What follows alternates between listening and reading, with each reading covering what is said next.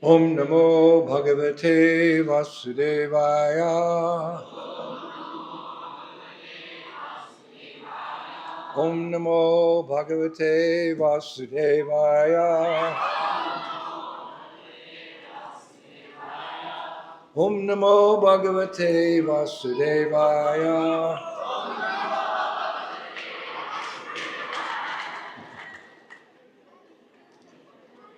This evening we're reading from Bhagavad Gita. We'll take this chapter, Attaining the Supreme. It's a good chapter. Verse 16. Abrama bhuvana loka punar avito arjuna. Mamopetya tikonteya punar janma nividyate. Kartamashi? No mic? No mic? No. Okay. From the highest planet in the material world down to the lowest, all are places of misery wherein repeated birth and death take place. The one who attains to my abode, O son of Kunti, never takes birth again. Please repeat. From the highest planet in the material world down to the lowest, all are places of misery wherein repeated birth and death take place. But one who attains to my abode, O son of Kunti, never takes birth again. Purport. All kinds of yogis, karma, gyan, hatha, etc. eventually have to attain devotional perfection in bhakti yoga or Krishna consciousness before they can go to Krishna's transcendental abode and never return. Those who attain the highest material planets, the planets of the demigods, are again subjected to repeated birth and death. As persons on earth are elevated to higher planets, people on higher planets such as Brahmaloka, Chandraloka, and Indraloka fall down to earth. The practice of sacrifice called Panchgani Vidya, recommended in the Chandogya Upanishad, enables one to achieve Brahmaloka. But if on Brahmaloka one does not cultivate Krishna consciousness, then he must return to the earth. Those who progress in Krishna consciousness on the higher planets are gradually elevated to higher and higher planets, and at the time of universal devastation, are transferred to the eternal spiritual kingdom. Baladev Vidyabhushana, in his commentary on Bhagavad Gita, quotes this verse: Brahmana sahasarave samprapte patisanchare parasyante kritamana bhavisanti param param. When there is devastation on this material universe, Brahma and his devotees, who are constantly engaged in Krishna consciousness, are all transferred to the spiritual universe and to specific spiritual planets according to their desires. Abharma bhavana loka punar arjuna mamapati kunteya punarjanma vidyate. From the highest planet in the material world down to the lowest, all are places of misery wherein repeated birth and death take place. But one who attains to my abode, O Kunti, never takes birth again. Omagyan timanandasya gyan gyana shvilakaya chaksur nimilitam tasmara Sri Gurave Namaha. Sri Chaitanya Manobhishtam Shvapitam Swayam Rupa Kadamaya Nidantasla. Jai Shri Krishna Chaitanya Prabhu Nityananda Shri Advaita Gadadhar Shivasa. Hare Krishna, Krishna Krishna, Hare Rama. In this very famous and punny this very famous and often quoted verse of Bhagavad Gita. Krishna gives his opinion about the nature of this world in which we live. And who knows this world better than God, better than Bhagwan? After all, he created it. Doesn't the architect of a particular building he designed know it better than anyone else? Babies are making too much noise.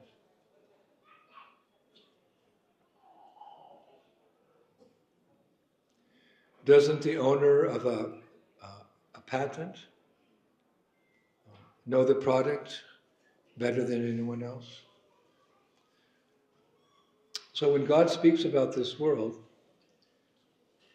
isn't it that we should listen? If we're interested, like Mr. Scientist, if you'd like to know about this world, don't just speculate, but listen to the person who not only created it, but maintains it, and ultimately destroys it temporarily. Parastasmatu bhavanyo vyakto vyakta shanatana. Elsewhere in the Gita, Krishna says that beyond this world, which is sometimes manifest and sometimes unmanifest, there exists a world which is eternal, full of knowledge and bliss. It's eternal. So we have to listen. Whether we're scientists or laymen, we live in this world, so it behooves us to try to understand it a little bit, our surroundings. Krishna speaks quite strongly here. My father, sometimes on the good days, he'd wake up, he'd sing a little song from the 1950s, way back. Everything's coming up roses, everything's going my way. Oh, what a beautiful morning, oh, what a beautiful day. We're like the gladiators. Eat, drink, and be merry, for tomorrow we die. So they have some idea that this is a place of enjoyment. But let us be very clear, there is some enjoyment, but there's also some misery. This is a world of duality in every respect. Boy, girl, black, white, yes, no, day, night. It's a world of duality. So yes, there's happiness, but there's plenty of distress. And the ratio may be like 5% happiness and 90% distress in many people's lives. So we have to be real. Where are we living? What are we doing here?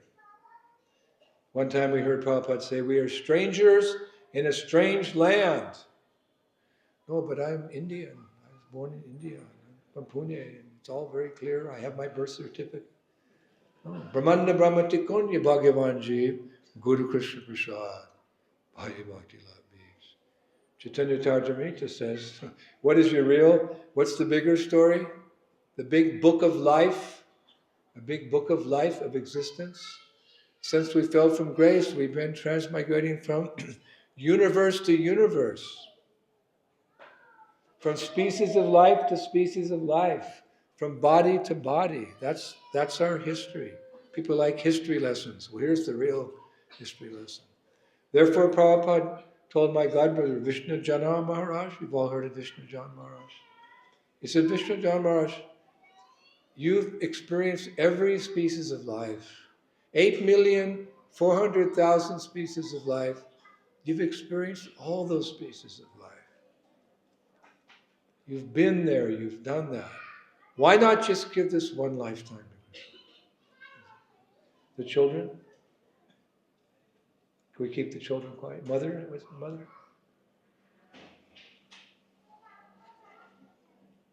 They can play outside or inside the building. Just give this, you've had so many bodies you've had. Kings and queens, and rich and poor, and black and white, and yellow and green from Mars, who knows? You've been there, you've done that. Are you Santushti? Are you happy? Are you satisfied in heart? No. So just give this, he said, just give this one life to Krishna and see what happens. Punarjanma nividyate. You give this one life to Krishna, you go home. That's our real home. We're like fish out of water. Fish, you give him so many things in town. Back in the water, he's happy. So we have to go home to the spiritual world. So Krishna says here, dukkhalayam. This is a temporary place full of so many miseries. This is intelligent. You hear, look before you leap, isn't it? There's that saying, look before you leap. I don't know if they have that in Hindi. Look before you leap. Where am I? Oh, no. Look before you leap. What is your life going to be like? You just came out of the womb. What's ahead? Krishna says, dukkhalayam ashashvatam. No, not me. Who are you? God's opinion, God's statement is absolute truth. Relative truth, okay, sometimes you win, sometimes you lose, sometimes it's hot, sometimes it's cold, sometimes you have to. Absolute truth. Dukkhalayam ashashvatam. This is a temporary place of misery. We've all discussed this. Many of you are Bhagavatam speakers. I've quoted that verse 10 million times in the last 52 years. Well, something like that. We've discussed this, but Prabhupada said repetition of something is necessary to really understand it. Repetition. In days of yore, the spiritual master would only have to repeat something 3 times. People were so advanced. Satya Yuga, Treta Yuga, Dwapara Yuga. Now it's Kali Yuga. No brain left. Instead of doot, they drink Pepsi. Pepsi, what does it do to the brain? Doot, a little doot. Milk at night with some gore, and you read the Krishna book, the brain cells are replenished. But all these other, Coca-Cola, Pepsi, not much brain left.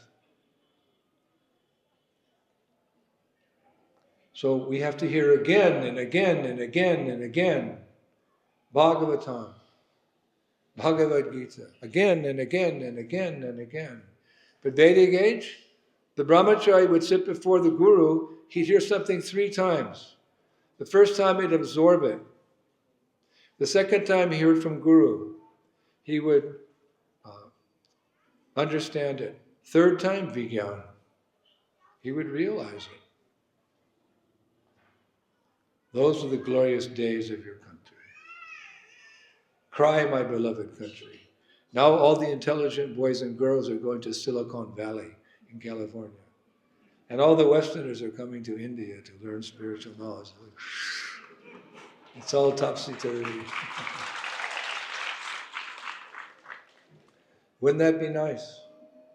Guru is there because things are more pure, sattvic. Now, Kalo Sudra Sambhavan. In Kali Yuga, everyone's born Sudra. Of course, you can advance by the process of Krishna consciousness, but in general, the Sudras elect the leaders. Of course, in your country, you have like Rajrishi, Prime Minister. Modi was a Babaji when he was young. He still maintains that composure, this understanding that he's ruling. But in many countries, the people elect and the whole world goes to hell. Can you imagine? You sit before your guru. He says something. Do you understand? Yes, Guru Maharaj. You'd assimilate it. Next time, you understand? Third time, I have realized I am not the body. Oh my gosh. That's not an easy thing to realize I'm not the body. But difficult now. Why? Tadastanu dinam dharma satyam socham samadhaya. Kalena balina rajan nan sat yayur balim smriti. Then, O king, religion, truthfulness, cleanliness, mercy, austerity, duration of life, physical strength, and memory will diminish day by day because of the powerful influence of the age of Kali. That's what's happening. But you can protect yourself from the negative influence of this age by the kavacha of the Maha Mantra. Hare Krishna, Hare Krishna, Krishna Krishna, Hare Hare, Hare Ram, Ram, Hare Hare. Just like when Marishi was using the voice of Ram to call Lakshman to leave Sita in the forest to come help him find Marichi. It's a mystic trick. So Lakshman didn't want to go because he was guarding Sita. So Sita, you must go, help your brother Ram. Go, now go! So Lakshman took his sword and he made a circle around Sita Devi with mantra in the dust. And one mantra he was chanting, one kavacha. Just sound vibration. Kavacha, one sound vibration only. Sound has great potency. And he left. And then Ravana, what does Ravana's name mean? Ravana's name means, it can be translated as he who makes the universe scream. That's a horrible name. He who makes the universe scream. Oh, the devotees, 33 crores of them. Ravana, because he conquered the 14 worlds. And here he is, coming to steal the goddess of fortune. Sita Devi was princess.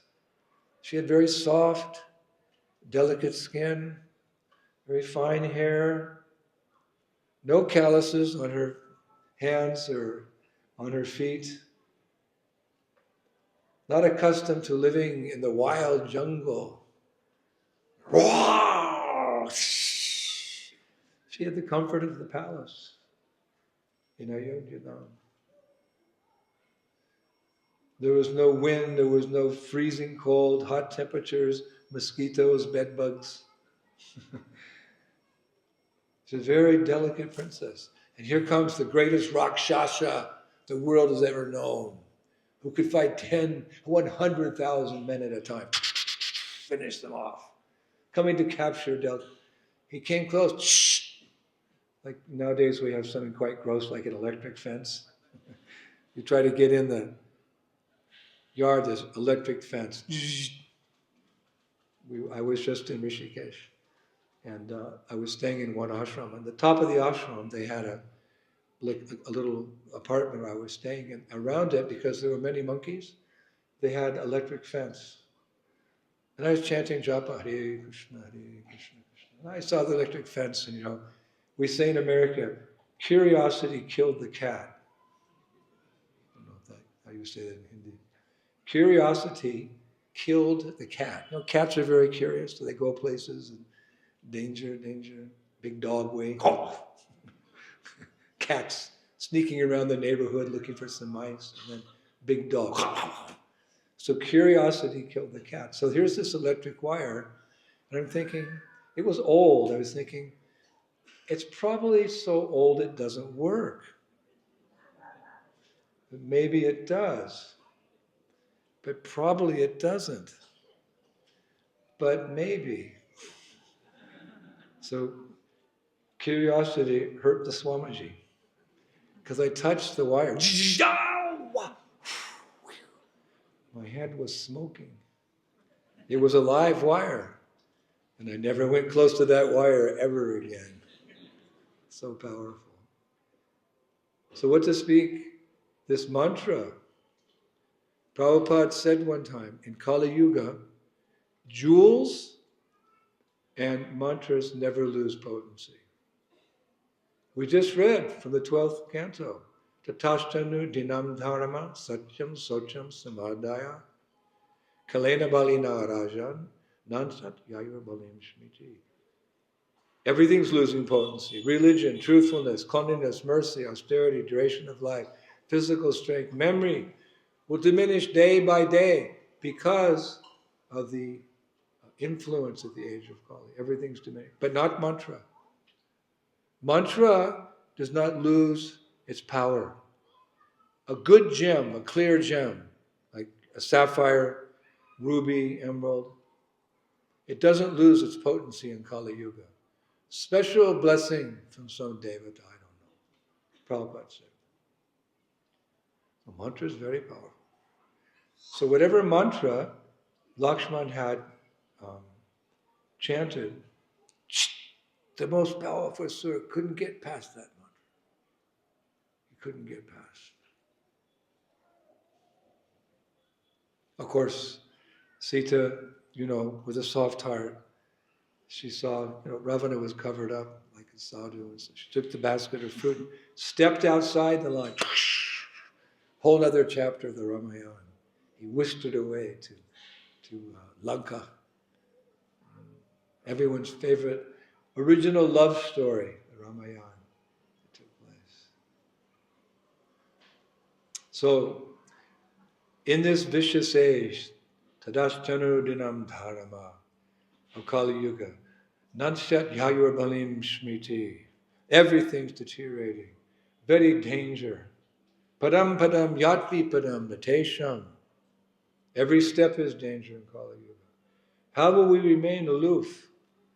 Hare Krishna, Hare Krishna, Krishna Krishna, Hare Hare.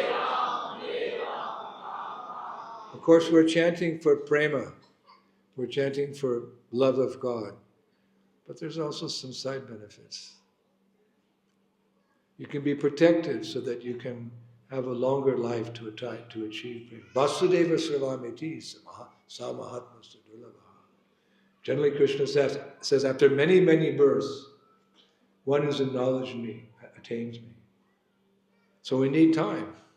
We need time to become Krishna conscious.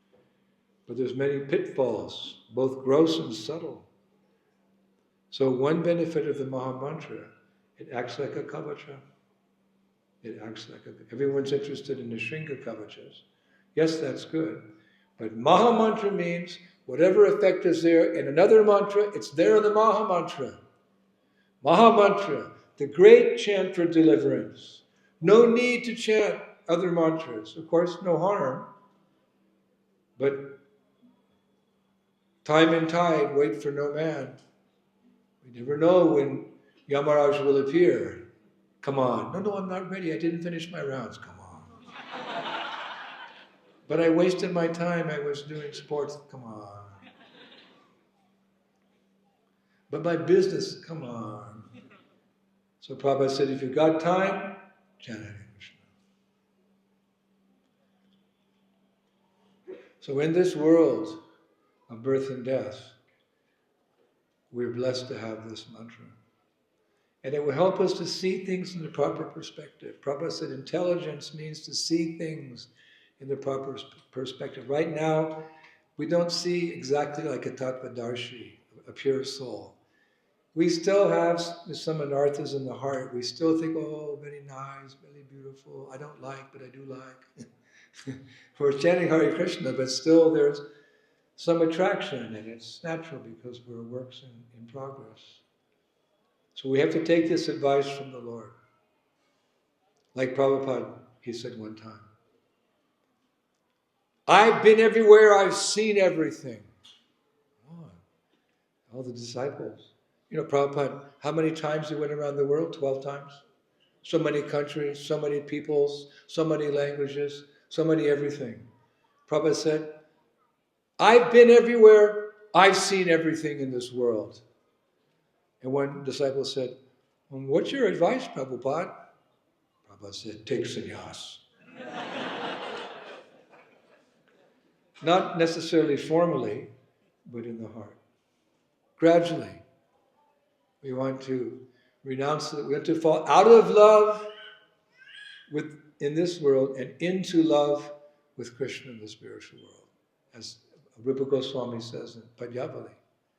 As young boys are attracted to young girls, and young girls are attracted to young boys, with the same intensity, but in a transcendental way, my Lord, let me love you. Same eagerness, lolium, that I want to enjoy this world. Let me dovetail that in loving you. Then punarjanma. So we have to listen carefully here. This is the ABCs of spiritual life, because when we look at the world, sometimes you're traveling and you look out, you see a beautiful forest.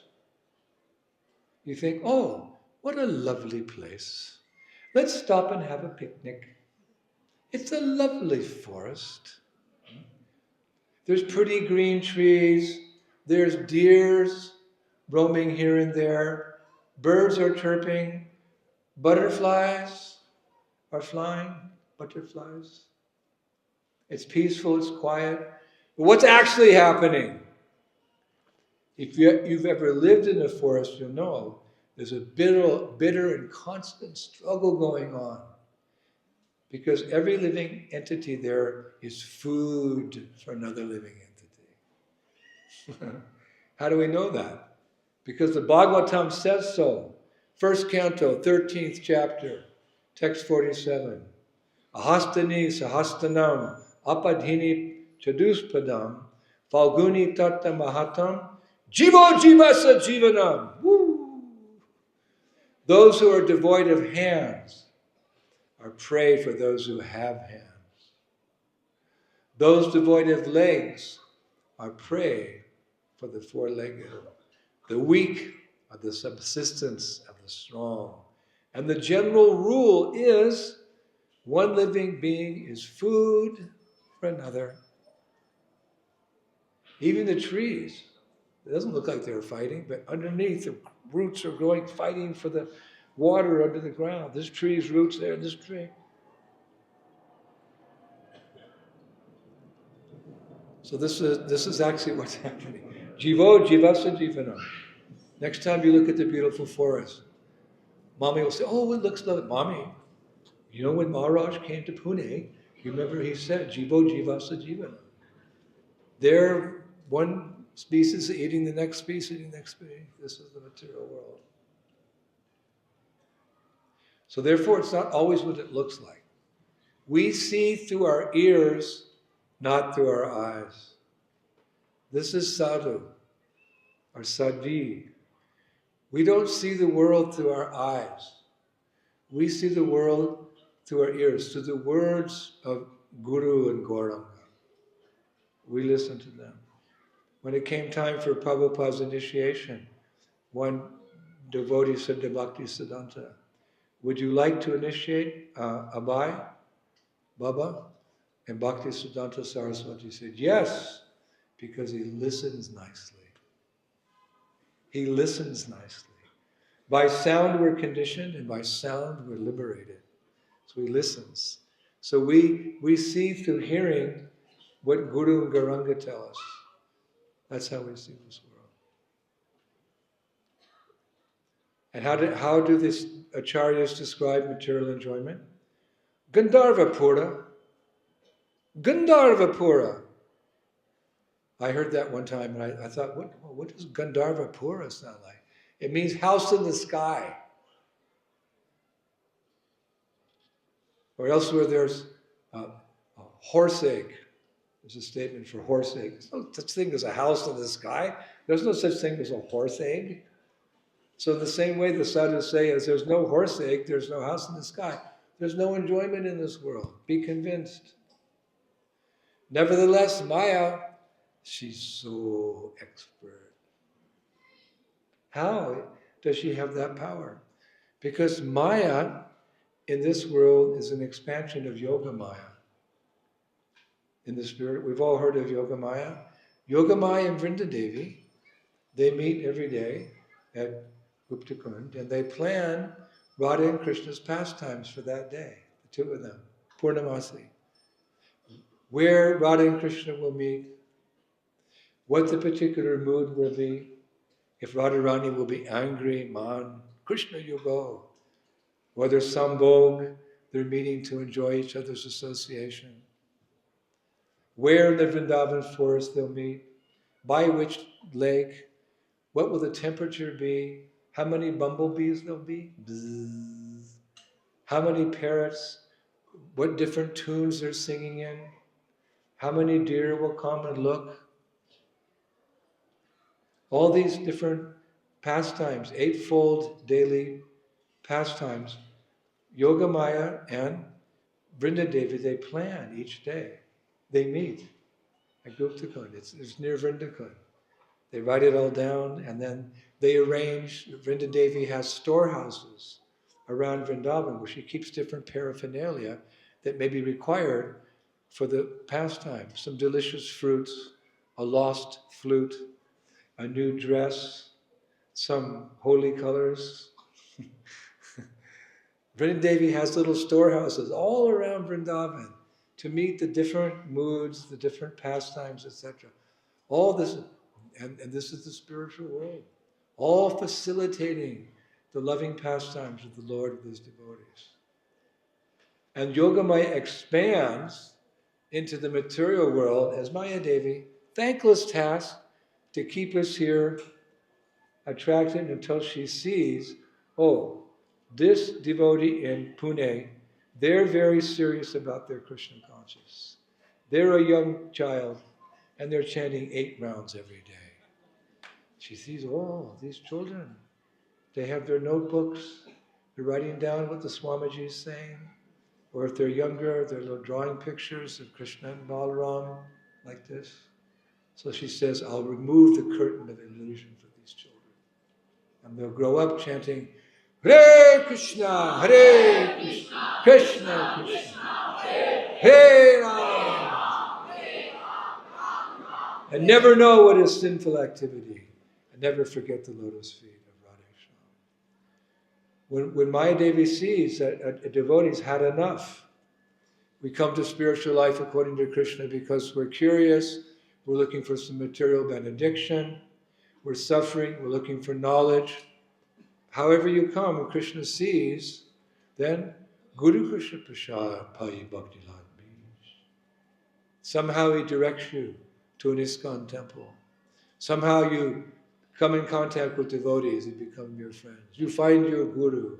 You see your Ishtadev. Krishna Balaram, Jagannath Baladev, Radha Krishna, Narasimha. It's all orchestrated. He intervenes in our lives and gives us some direction. But we have to be convinced, because Maya is very powerful. Sometimes even demigods get confused by her. They have more intelligence than we have, but they get bewildered by her ingenious schemes. Even the Bhagavatam, first verse of the Bhagavatam, describes about the trick of the witch called Maya. She flicks the on and off switch. Boyanti yad suryaha, tejavari mridam yata, vinimayo yata tri shargo.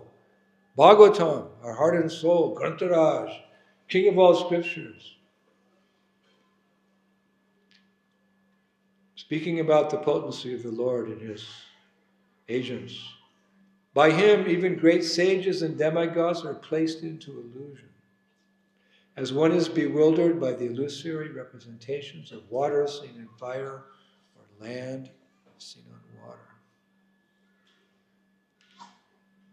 One time we heard Prabhupada, I think it was a lecture maybe in Rome, he told the story of how the great Duryodhana, we all know Mahabharata, Duryodhana, the great Duryodhana, how he was illusioned. One time Duryodhana visited the imperial palace of the Pandavas.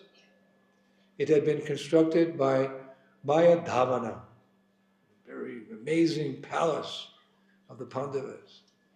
And when he entered, he saw what appeared to be a puddle of water, so he lifted his royal robes to go into it and out of it. But actually it was just a crystal floor. It looked like water, but Mayadhanava made it was a crystal floor. So all the ladies were up in the ramparts watching Duryodhana come. And he lifted his skirt as he walked across this crystal floor. He was always so embarrassed. So next time he came to a real pool of water, but he said, I'm not going to get fooled this time. Last time it was a crystal floor and I lifted my skirt and all the girls laughed at me. So I'm not going to get fooled again. So he didn't lift his skirt up, and he just walked, and he thought it's crystal. It was really a pool of water. Mayadanava made it look. So he fell inside. Next he came to a crystal door that he thought was open because it was very clear. He just thought it was nothing there, but it was pure crystal. Boing! He bumped his head. Oh! And the girls laughed again. Then he approached what appeared to be another crystal door, but it wasn't. It was just clear. And he reached to open it and he fell down. So all the girls in the palace, this big, powerful, handsome Kshatriya, making a fool of himself, they all laughed. And we also laugh at the story, but we're also laughing at ourselves.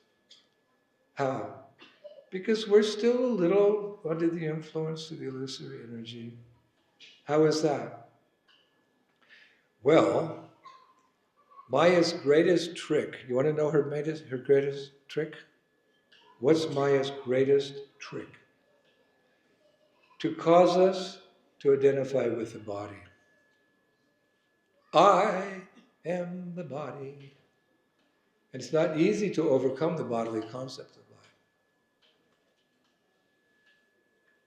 Actually, if we contemplated material enjoyment as devotees, even for a moment, right? We're sitting in airport, getting to fly, and we think we see somebody enjoying. If we contemplate sense gratification, even for a moment, it means I still think I'm the body. So therefore, when sense gratification comes to the mind, the devotee ignores it. Maybe something will come because, like sometimes in the lake, the mud is at the bottom and it gets shaken, and some little bubbles come up to the top of the surface. You may have seen. So sometimes we're practicing and some memories come back of sense gratification. Even from a past life, some urge is coming. And we should just ignore it. Like Prabhupada said one time, what's the best way to get free from from guests you don't want in your house? Say, some aunt or uncle, I don't know, you don't like, comes, or some business associate comes to stay with you for 3 days. Oh gosh, I wish I didn't invite that person. They're not like us. How do you get rid of them? You don't feed them. They get up in the morning. Oh, what's for breakfast? We don't have breakfast here. Okay. Around 11:30. What's for lunch? We're fasting today. And then, what's for dinner? We're not hungry. I'm leaving. Oh, really? When the unwanted guest comes, you ignore them. So when material desires come, and they may come, because we've been in this world a long time, we're carrying a lot of baggage. So if a material desire comes, no. Why not? I have Krishna. Krishna is all attractive. He's Turibanga Sundar, long, black, flowing hair down his shoulders, eyes like lotuses to his ears, nose like sesame flower, lips red like bimba fruit, teeth like pearls, according to Rupa Goswami, playing his vamsi, his body smelling like sandalwood, aguru, jasmine, wearing a Vaijayanti garland, 5 types of flowers which never wilt. What do I need this material desire for?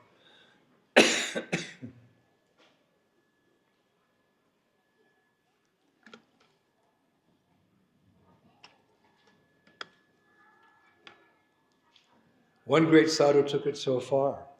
Yadabadi mama cheta Krishna padara vinda nava nava rasadanam udyate rantumasit. Since my mind has been engaged in the transcendental loving service of Krishna, realizing ever new pleasure in him, whenever I think of material enjoyment, I spit at the thought, and my lips curl into taste.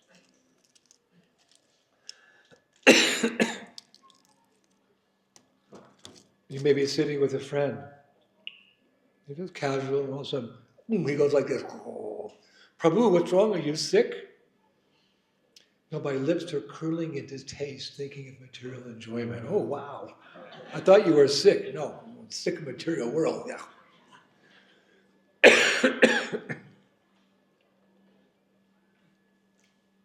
So we can give up that attraction, it's very strong, by the advice of Chanakya Pandit. He said you can only give up something if you get something better. If you have 10 rupees and I have 1 crore rupees, and I say, let's switch. Well, yeah, no problem. You give me your 10 rupees, I give you 1 crore. So you can give up something if you get something better. So the whole phantasmagoria, this whole material world, even demigods are enchanted. How are we going to give it up? If we get Krishna, that's so easy. Krishna is all attractive. He's the supreme enjoyer. He's present in the sound of his name. He's the supreme lover, and love is the highest happiness. So if you're chanting gradually, you feel that connection. That's religion. The word reglio, the verb in religion, in Latin, means to reconnect. Religion means to reconnect with God. And yoga has the same meaning, to reconnect with Krishna. So he's very far away. He's in Vaikuntha, he's in Goloka. Golok Prem Dan Harinam Sankirtan. Yes, but he's come down like Mother Ganges to Pune, and the sound of his holy name. Hare Krishna. Hare Krishna, Krishna Krishna, Hare Hare, Hare Ram, Hare Ram, Ram Ram, Hare Hare. When you wake up one morning, you look at your hand. It's disgusting. I was sitting with Prabhupada on a plane one time. Prabhupada said, hey, Krishna. Oh, hey, Krishna. He looked at his hand like, he went like that. I thought, wow. At that moment, I realized we're not these bodies. Because Prabhupada was looking at his hand like, what is this foreign object? He has a Satchidananda Vigraha, eternal form of bliss and knowledge in the spiritual world as one of the residents of Vrindavan. And now out of his kindness, out of his causeless mercy, he comes to this world and he takes on a body. He's like, what is this? Like you might look at an old coat. Oh, I got to get rid of this coat. It's disgusting. So that's the first trick of the witch, Maya. We think I am the body. And what's the second illusory, most powerful thing she tricks us in? I am God. There's so many sadhus in this country. Aham Brahmasmi. I am the divine. I will merge into the divine. I am God. Tattvamasmi, thou art that. Supreme Bhagavan. Excuse me, sir. What's Bhagavan doing in a world of birth, disease, old age, and death? Oh, it's his pastime. Did you ever hear of Vrindavan, the sweet, loving pastimes of Vrindavan? It's all nonsense.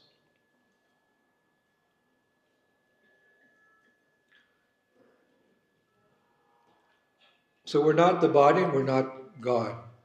But relatively few people have actually realized that. And you are meant to be one of those few. Many are called, but few are chosen. You are the few who have the opportunity to overcome these two tricks of Maya. I am the body and I am God. Very powerful influence, but you can overcome it. It's possible. Harinam, Harinam, Harinam eva kevalam. Kalo, Nasteva, Nasteva, Nasteva. No other way than by chanting the names of Bhagavan. It's so simple we could even just miss it. Sometimes you're driving down the road, there's a road sign, you know, you're not concentrating. It's a simple sign, it says slow down, curve. You don't see it and you miss the curve. Sometimes the simplest things, we pass them by. Here's the most simple thing. These 3 words, Hare Krishna and Rama, non-different than Krishna, they can bestow upon you, free you from your karma, uproot your material desires, and bestow upon you prem, love for Krishna, which is the ticket back home. We all have that within our grasp. We're so blessed. We shouldn't get distracted for a minute. Dharmachari bhajye bahuta karma nishta. Koti karma nishta madhye ekat jnani shestra. Among the followers of Vedic knowledge, most are following the process of fruitive activity and distinguishing between good and bad work. Out of many such fruitive actors, there may be one who is actually wise. Koti mukhi madhye durlabha eka Krishna bhakta. Koti jani madhye haya eka jana mukta. Out of many millions of such wise men, one may actually become liberated, mukta. And out of many millions of such liberated persons, a pure devotee of Krishna is very difficult to find. But we found one. Om Vishnupad Paramahansa Parivishra Sri Sma A.C. Bhaktivedanta Swami Srila Prabhupada Ki. He's the resident of Vrindavan in whose footsteps we're following. It's all described in Bhakti Rasamrita Sindhu, that at some stage when your heart is pure, Chaito Dharpana Marjana, all of the bad things in the heart are gone and the prema started, you'll be attracted to a particular type of relationship with Krishna, and you'll follow in the footsteps of a resident of Vrindavan and go home. For us, that means Srila Prabhupada. He's a pure devotee of Krishna. It's very difficult to find. But out of his causeless mercy, we know right where he is. Prabhupada said, if you want to know me, read my books. If you want to know Prabhupada, read his purports. He gave his heart and soul there. I remember sometimes Prabhupada was in the temple. He would go to sleep at 11 night and he'd wake up at 1:30 and do his translations. One time in Paris, in the early days, 1971, I think, 72, Prabhupada was in a little house with us in Fontenay-aux-Roses. It was a neighborhood outside of Paris. And I was sleeping in the room next to where Prabhupada was. There were so many devotees, I was sleeping on a table. And I heard this ding, ding, and it woke me up at 1:30, and I thought, what is that? And I got up and I walked past Prabhupada's room, and the door was slightly open and the light was on. And Prabhupada was doing his Bhaktivedanta purports with his tape recorder. Wow, I'm watching a resident of the spiritual world reveal exactly what Goloka Vrindavan is like, so I'll develop an impetus to go there. Stimulation for ecstatic love. I was thinking. So I was just transfixed watching Prabhupada. And he looked up and he saw me. And I went behind the door again, because it's just a crack. And I waited and I looked again. And he was looking for me. And then I looked again, he said, all right, come on. What? Come on. So I came in to the room and Prabhupada, he said, you can watch. Wow. A resident of Vrindavan. I'm watching, I just can think, I just want to follow you. I just want to follow you. I just want to follow you. I'm thinking like that. Wherever you go, just let me be your servant. Life after life after life. I was thinking like that. And then I fell asleep. Because it was 2 o'clock in the morning. And then Prabhupada said, so, Hare Krishna. And I woke up. And there was some Simply Wonderfuls in a bowl. So he took them out and he said, take prasad. Take prasad. I mean, like, you can go now. And he said, now you can go. Now you can go. Yes, Prabhupada. I think, I never want to leave your lotus feet. Now you can go. I was kicking my head. I fell asleep. He said, but eat the prasad. So if it was handed, right, by a pure devotee, I took that prasad.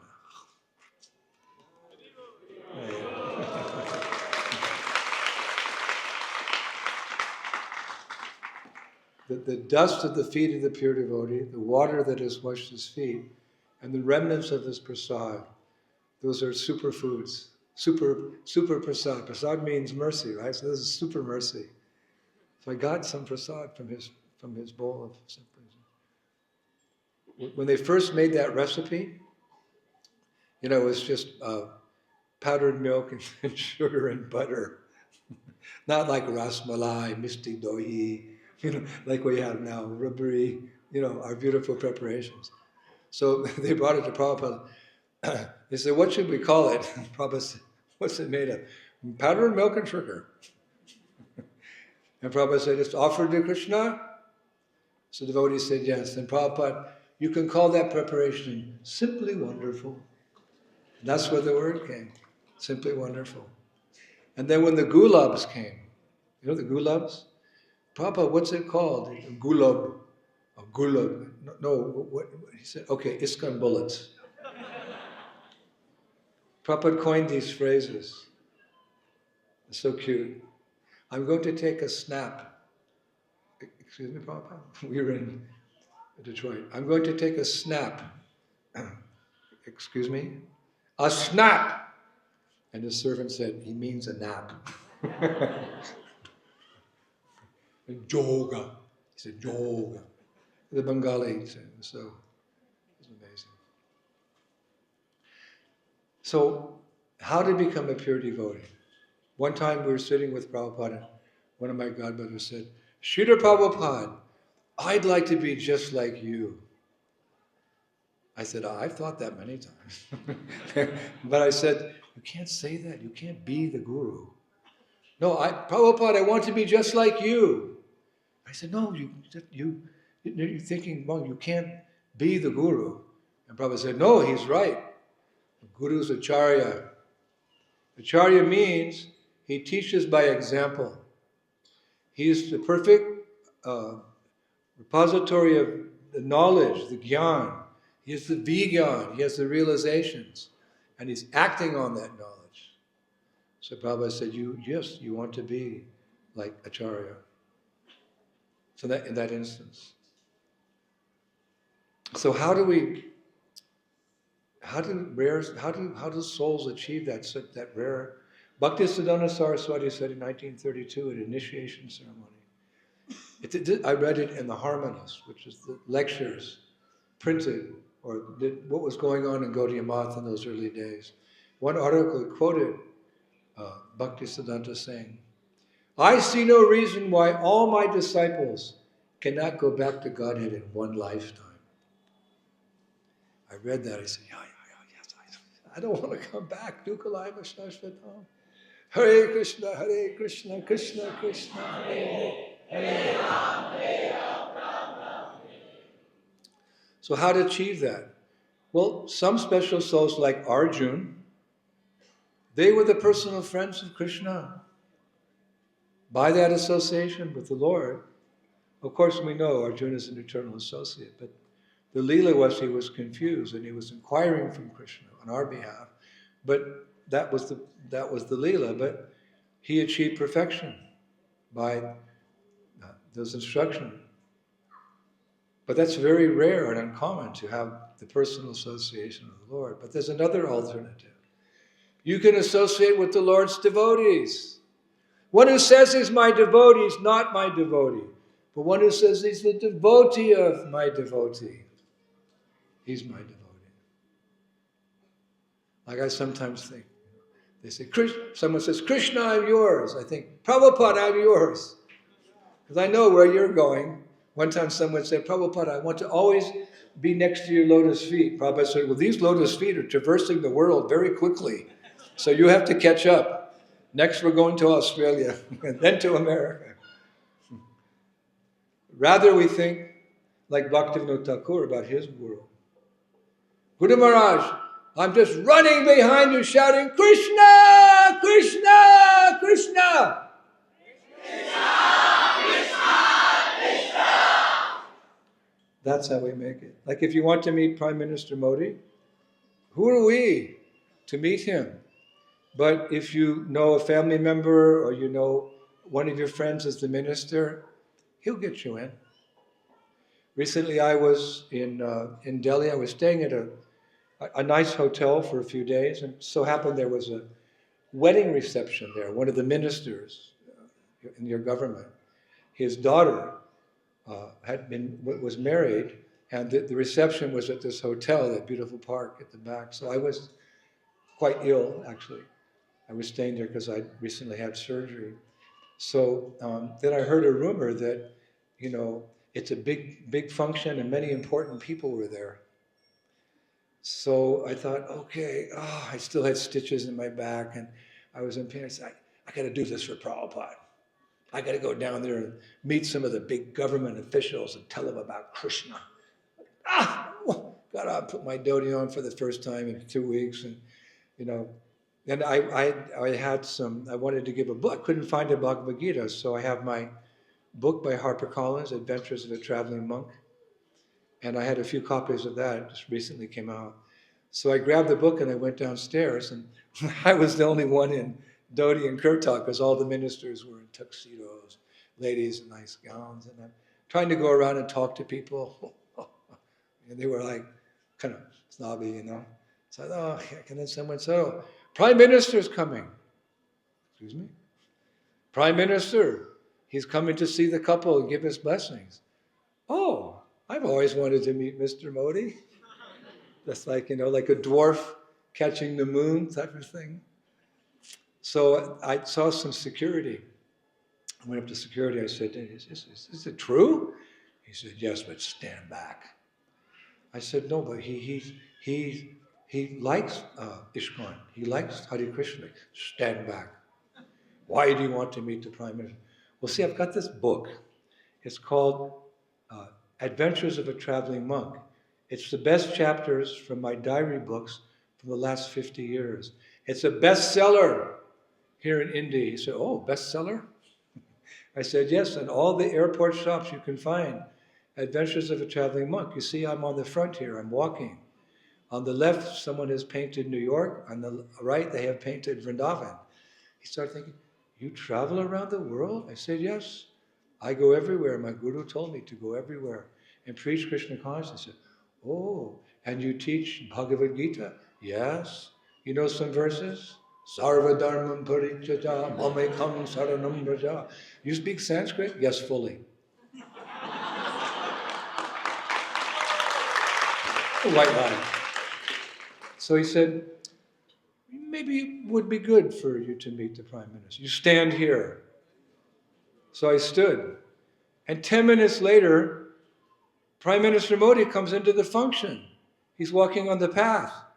And he walks by me, and I'm a little taller than most Indian people. 6'1". Big American man. I'm standing there, and, hi, Mr. President, Mr. And he walks by. He nods at me. And I wanted to talk to him, but security said, not now. He said, not now. He said, you want to give that book to him? I said, yes. He said, give it to me first. I want to see if there's poison in there or a bomb. I said, there's no bomb in there. I thought, yeah, Prabhupada did describe our books to be bombs, but I better not say that.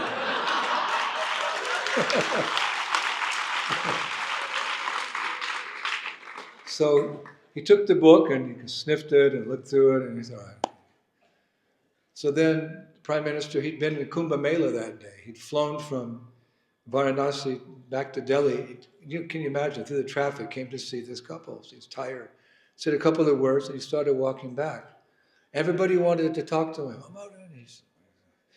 Then he saw me, he went, Hare Krishna!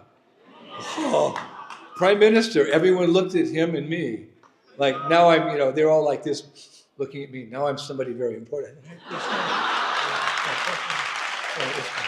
ISKCON, yeah, Hare Krishna. Jai Sri Ram! And then they really liked me. Jai Hind! Then they really liked me. So the Prime Minister said, he came walking very quickly to see me. I said, Prime Minister Modi, I have been waiting to meet you for a long time. I said, I'm your adopted son. He went, excuse me? I said, I'm the adopted son of this country. I've been living here for 52 years. And I go out to Russia and China and Ecuador and Paraguay and Mongolia and Canada and Zealand. And I'm sharing the knowledge of this country, which everyone should hear because these are universal truths. Sarva dharmam parichaja, mamekam. He's listening to my Sanskrit. Yes. He said, oh, I said, I'd like to give you this book. He said, oh, thank you so much. He was so appreciative. And the security guards, and I said, I introduced him to him. And so then he said, thank you. And he said, do you have a card? I said, yes. And he said, I'll write you a letter after I read the book. Oh, wow. I'm still waiting for the letter.